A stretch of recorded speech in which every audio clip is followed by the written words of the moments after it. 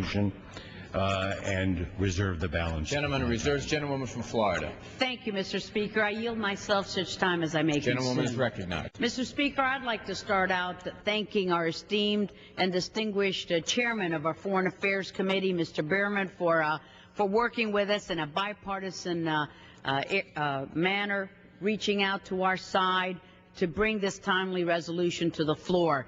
I especially want to thank our Republican Conference Chair and a great member of our Foreign Affairs Committee, Mr. Pence, who authored this legislation, and I rise in strong support of the fundamental, universal human rights and civil liberties to which the Iranian people are entitled. For 30 years, these rights and freedoms have been denied again and again by an oppressive Iranian regime which uses a sham process with candidates handpicked by the ruling apparatus to create the illusion of political participation. There was no election in Iran this year. There has been no election, no democracy in Iran for decades.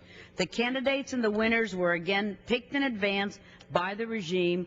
Real reform, real democracy were never an option. This repressive regime relies on so-called elections to provide a veneer of legitimacy, but that facade has been shattered by the protests taking place in Iran this week. The brutal nature of the Iranian regime is well documented.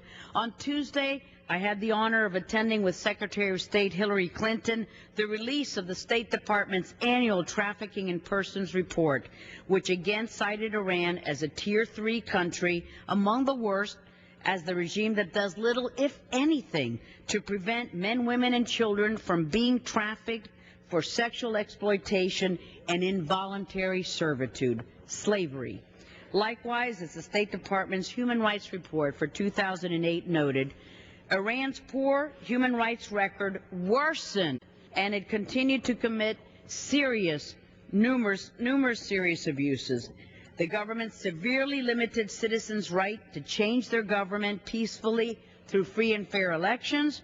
Authorities held political prisoners and intensified a crackdown against women's rights reformers, ethnic minority rights activists, student activists, and religious minorities. It is a pattern for decades. So we must look beyond the past week, which was only the most recent demonstration of the regime's brutality and authoritarianism. But the Iranian regime is not just a threat to its own people. We cannot afford to lose sight of the threat that it presents to our own national security interests and indeed to global peace and security. Iran draws even closer to crossing that nuclear point of no return. Admiral Mike Mullen, the chairman of our Joint Chiefs of Staff, has stated that Iran has likely enriched enough uranium to make an atomic bomb. International inspectors also report that Iran has enough low-enriched uranium to achieve nuclear weapons breakout possibilities, and that issues about possible military dimensions to Iran's nuclear program remain unresolved. Yet Iran is allowed to continue its nuclear pursuit virtually unchallenged.